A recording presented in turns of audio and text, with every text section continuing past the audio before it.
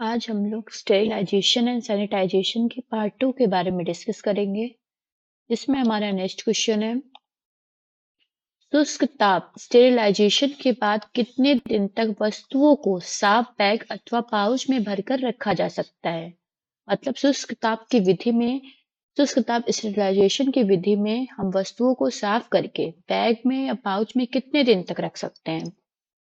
28 दिन तक, 30 दिन तक, 35 दिन तक या 40 दिन तक। कौन सा ऑप्शन होगा हमारा? 30 दिन तक।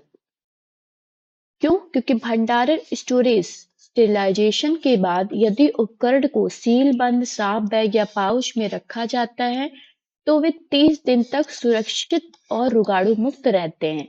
इस अवधि के बाद उन्हें दोबारा स्टेरिलाइज करना आवश्यक होता है। ठीक है, नेक्स्ट क्वेश्चन है हमारा ऑटोक्लेव को किस तापमान उपयोग पर गर्म किया जाता है? किस तापमान पर उपयोग किया जाता है? मतलब ऑटोक्लेव विधि होती है जो उसे कितने टेम्परेचर पे उपयोग करते हैं हम।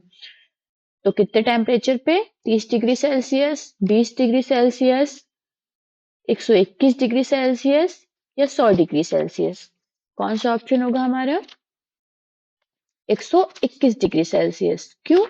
क्योंकि ऑटोक्लेव या भाप के दबाव स्टीम अंडर प्रेशर का उपयोग करता है 121 डिग्री सेल्सियस का 121 डिग्री सेल्सियस का तापमान और 50 psi का दबाव अधिकांश सूक्ष्मजीवों और बीजाणुओं को मारने के लिए मानक माना जाता है। ठीक है, नेक्स्ट क्वेश्चन है हमारा एंटीसेप्टिक किसके मुकाबले कमजोर होता है? किसके मुकाबले कमजोर होता है? डिसइंफेक्टेंट के, पॉल्यूटेंट के, स्टेरिलेंट के, उपरोक्त सभी। कौन सा ऑप्शन होगा हमारा? डिसइंफेक्टेंट। क्यों? क्योंकि एंटीसेप्टिक का उपयोग जीवित ऊतकों त्वचा पर किया जाता है, इसलिए यह कम तीव्र होता है। डिसइंफेक्टेंट निर्जीव सतहों के लिए होता है और रासायनिक रूप से अधिक शक्तिशाली होता है। ठीक है, नेक्स्ट क्वेश्चन है हमारा आमतौर पर स्टेरिलाइजेशन से पहले इस्तेमाल किए हुए उपकरणों को किस घोल में डाला जाता है? मतलब कि स्टेरिलाइजेशन करने से पहले जो उपकरण होते हैं, जिस उपकरण का हम यूज करते हैं, उन्हें सबसे पहले किस घोल में डालते हैं? पॉल्यूटेंट, स्टेरिलेंट, डिसइंफेक्टेंट, उपरोक्त सभी। तो कौन सा ऑप्शन होगा हमारा? डिसइंफेक्टेंट। क्यों? क्योंकि उपकरणों को गहराई से साफ स्टेरिलाइजर करने से पहले उन्हें कीटाणुनाशक डिसइंफेक्टेंट घोल में डुबोया जाता है ताकि संक्रमण का प्रारंभिक जोखिम कम हो सके। ठीक है, नेक्स्ट क्वेश्चन है हमारा शुष्क ताप स्टेरिलाइजेशन के लिए स्टेरिलाइजर को किस तापमान पर सेट किया जाता है? 110 degree Celsius, 170 degree Celsius, 130 degree Celsius, 150 degree Celsius. कौन सा ऑप्शन होगा हमारा? 170 डिग्री सेल्सियस। शुष्क ताप ड्राई हीट नमी की अनुपस्थिति में कीटाणु को मारने के लिए उच्च तापमान की आवश्यकता होती है, जिसमें 170 डिग्री सेल्सियस एक सामान्य मानक तापमान है। ठीक है, नेक्स्ट क्वेश्चन है हमारा कंघे इत्यादि साफ करने के लिए कितने % फार्मेलिन का उपयोग किया जाता है? तो कंघे जो होते हैं, पार्ले में यूज किए वाले कंघे या आपके घर में जो यूज किए वाले कंघे होते हैं, उन्हें कितने % फार्मेलिन का उपयोग किया जाता है? साफ करने के लिए कितने % फार्मेलिन का उपयोग करते हैं? तो 10%, 20%, 30% या 40%। कौन सा ऑप्शन होगा हमारा?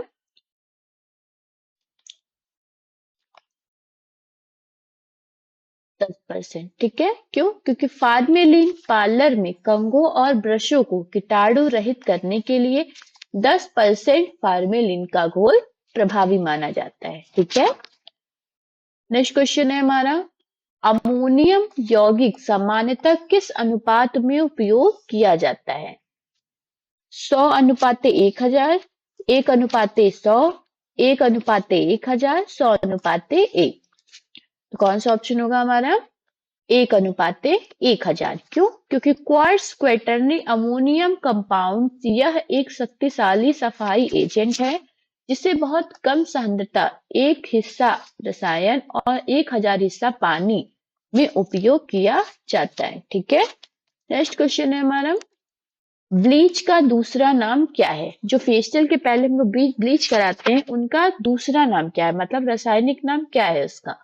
Formalin, phenol, hydrogen peroxide, sodium hypochloride. कौन सा ऑप्शन होगा हमारा?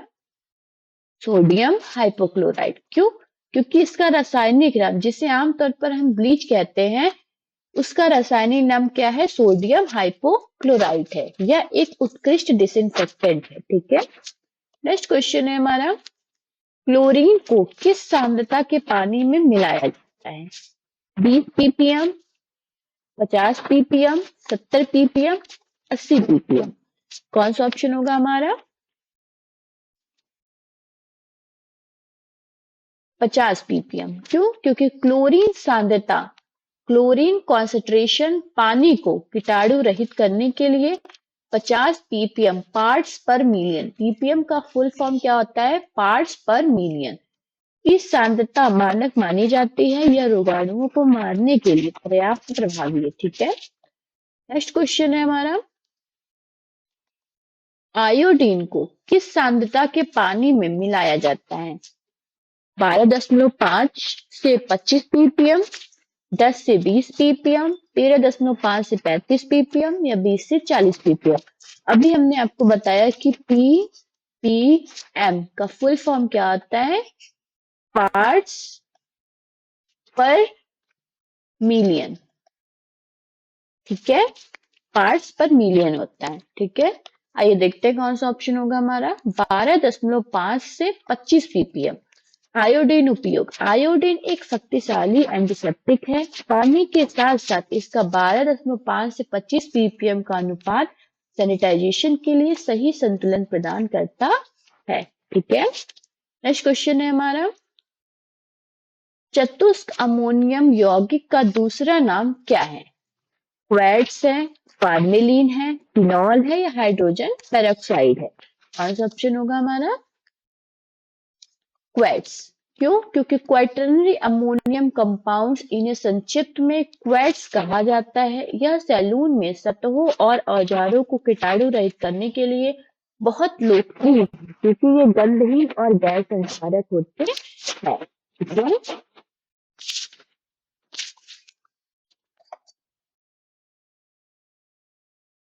नेक्स्ट क्वेश्चन है हमारा, डीप डीप नहीं होगा यहाँ पे, डीप होगा। ठीक है, डीप क्लीनिंग का उपयोग किसके लिए किया जाता है? हाथों की सफाई के लिए, पैरों की सफाई के लिए, मेकअप ब्रश की सफाई के लिए, झाड़ू झाड़ने के, धूल झाड़ने के लिए। ठीक है, तो कौन सा ऑप्शन होगा हमारा? मेकअप ब्रश की सफाई के लिए। क्यों? क्योंकि मेकअप ब्रश रख रखाव, मेकअप ब्रश के रेशों में उत्पाद और त्वचा के बैक्टीरिया जमा हो जाते हैं, जिसमें डीप क्लीनिंग यह सुनिश्चित करती है कि ब्रश की गहराई से सफाई हो, ताकि त्वचा के संक्रमण से बचा जा सके। ठीक है, नेक्स्ट क्वेश्चन है हमारा, मेकअप ब्रश के डंडे को पानी में नहीं डुबोना चाहिए। क्यों? जो मेकअप ब्रश के जो डंडे होते हैं उन्हें पानी में क्यों नहीं डुबोना चाहिए? क्योंकि उससे वह ढीला हो जाता है, वह फूल जाता है, वह का रंग खराब हो जाता है, या उपरोक्त सभी। कौन सा ऑप्शन होगा हमारा? उपरोक्त सभी। ठीक है, ब्रश की सुरक्षा, लकड़ी के डंडे हैंडल्स को पानी में डुबोने से गोंद ढीला हो सकता है, जिससे वो बाल झड़ने लगते हैं, जिससे जो ब्रश के बाल होते हैं वो झड़ने लगते हैं, लकड़ियां फूल सकती हैं और डंडे का रंग या फिनिश खराब हो सकता है। ठीक है, नेक्स्ट क्वेश्चन है हमारा, स्पॉट क्लीनिंग कितने अंतराल पर की जा सकती है? प्रतिदिन, कभी कभी, हफ्ते में एक बार, महीने में 2। कौन सा ऑप्शन होगा हमारा? प्रतिदिन। क्यों? क्योंकि सैलून में स्वच्छता बनाए रखने के लिए हर इस्तेमाल के बाद या दिन के अंत में उपकरणों की स्पॉट क्लीनिंग करना अनिवार्य है। ठीक है, यह कीटाणुओं के संचय अकम्युलेशन को रोकता है।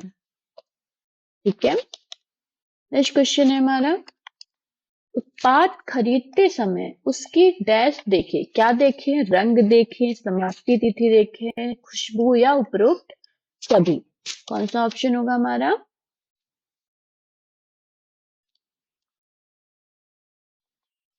समाप्ति तिथि। ठीक है। सौंदर्य उत्पादों कॉस्मेटिक प्रोडक्ट्स का उपयोग इनकी समाप्ति तिथि के बाद नहीं करना चाहिए, क्योंकि वे त्वचा के लिए हानिकारक हो सकते हैं और ये अपनी प्रभावशीलता को खो सकते हैं। ठीक है। नेक्स्ट क्वेश्चन है हमारा, पार्लर में कोई प्रक्रिया करते समय क्या पहनना आवश्यक है? जूते, मोजे, दस्ताने, टाई। कौन सा ऑप्शन होगा हमारा? दस्ताने। क्यों? क्योंकि पर्सनल प्रोटेक्टिव इक्विपमेंट पीपीई दस्ताने ग्लव्स पहनने से पेशेवर और ग्राहक दोनों के बीच में संक्रमण के आदान प्रदान का खतरा कम हो जाता है। आदान प्रदान मतलब कि उनके बीच संक्रमण एक से दूसरे में ना फैले। ठीक है। ये देखिए हमारे यहाँ दस्ताना दिया हुआ है। ठीक है।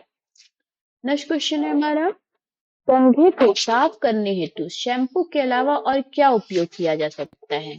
कंघे को हम शैम्पू के अलावा और किस चीज से साफ कर सकते हैं? सिरका से, बेकिंग पाउडर से, डिटर्जेंट से, उपरोक्त सब। कौन सा ऑप्शन होगा हमारा? उपरोक्त सभी। घरेलू विकल्प, सिरका, बेकिंग पाउडर, डिटर्जेंट सभी में सफाई के गुण होते हैं जो कंघों से तेल और जमी हुई गंदगी को प्रभावी ढंग से हटा सकते हैं। ठीक है। नेक्स्ट क्वेश्चन है हमारा, क्लोरीन गैस प्रकृति का होता है। कौन से प्रकृति का होता है? अम्ल, संक्षारक, बेसिक या उपरोक्त में से कोई नहीं। कौन सा ऑप्शन होगा हमारा? संक्षारक, कोरोसिव। क्यों? क्योंकि रासायनिक गुण क्लोरीन एक शक्तिशाली ऑक्सीकरण एजेंट है। यह प्रकृति में संक्षारक कोरोसिव होता है, जिसका अर्थ है कि यह कुछ धातुओं या सतहों को नुकसान पहुंचा सकता है यदि इसे सही तरीके से उपयोग न किया जाए। ठीक है। Thank you.